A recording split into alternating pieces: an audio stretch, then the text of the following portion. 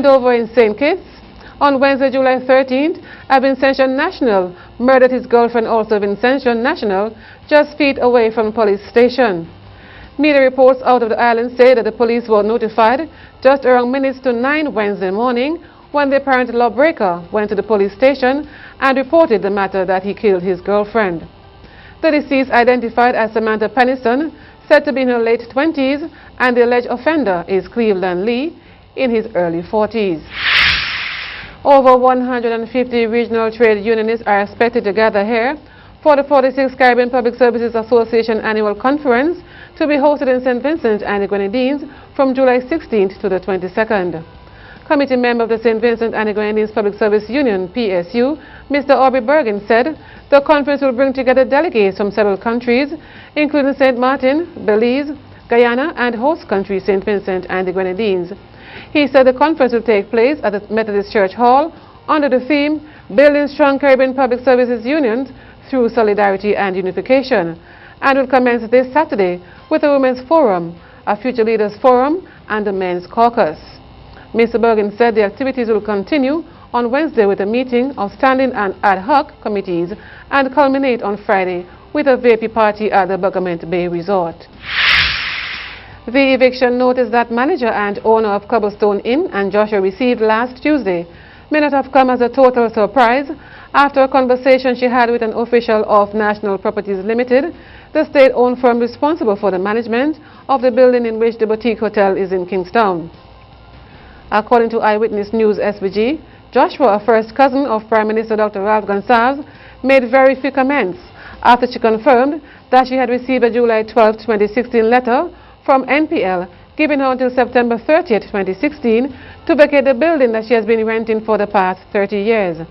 Joshua told Eyewitness News that she is current with her rent and that she is not commenting further on the development. A copy of the letter circulated on the internet shows that Graham Bullis, the lawyer for NPL, gave no reason why his client Joshua was being evicted. But a source with knowledge of Joshua's interaction with NPL, who spoke to Eyewitness News on condition of anonymity, said that an NPL official told Joshua recently that she has been disrespectful to the Unity Labour Party ULP administration. Sources said the NPL official told Joshua, "You have treated us with contempt." The NPL official, however, declined to explain in what way she was contemptuous of the government, telling Joshua only that the building will be put up for lease. On Sunday, July 17, 2016, Prime Minister Dr. Ralph Gonsalves, in a telephone call to WFM's Issue at Hand program, said the lease agreement between National Properties Limited NPL and operator of Cobblestone Inn and Joshua expired on February 28, 2010. According to Dr. Gonsalves, who holds ministerial responsibility for National Properties NPL, the lease was put in place on March 1, 2005, after renovations were made to the Cobblestone property during the 2003-2004 period. WFM News reported that the renovations were made by NPL after it took over the property from another state entity. After the lease ended, the relationship continued from a month-to-month basis, though issues surrounding the cost of monthly rent came to the fore from time to time. British businessman Dave Ames has gone on the run after being slapped with taxes evasion and theft charges here in St. Vincent and the Grenadines.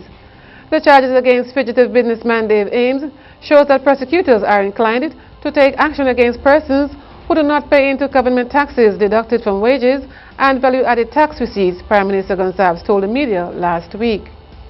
The Crown has brought several theft and tax evasion charges against Ames, who has British and Vincentian citizenship. Prosecutors are claiming that he failed to pay over the state some $7 million in trust monies.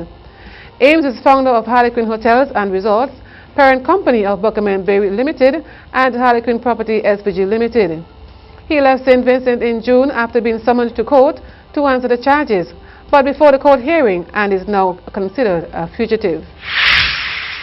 If you're in, stay in, and if you're out, stay out. That seems to be the situation facing a number of persons desirous of traveling to or from St. Vincent and the Grenadines this month by the way of Leeward Island Air Transport, LIAT, the main airline that services this country. LIAT's booking website indicated that there are no flights available to leave or enter the country for at least the next 2 weeks. Miss SVG and Miss Carnival 2015 Leonte Myers was asked by the BSC and the CDC to represent the Miss JC's pageant in Antigua last year.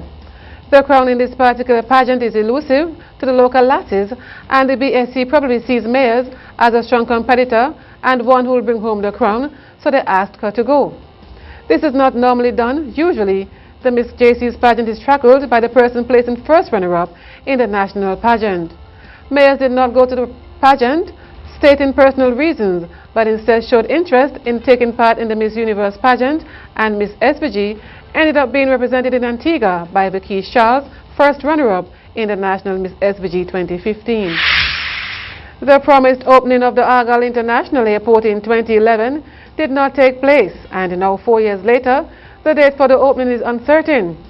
After giving an end of the June opening date in April and then an end of July date in June, Prime Minister and Minister of Finance Dr. Ralph Gonsalves failed to give a new proposed opening date when questioned at a news conference.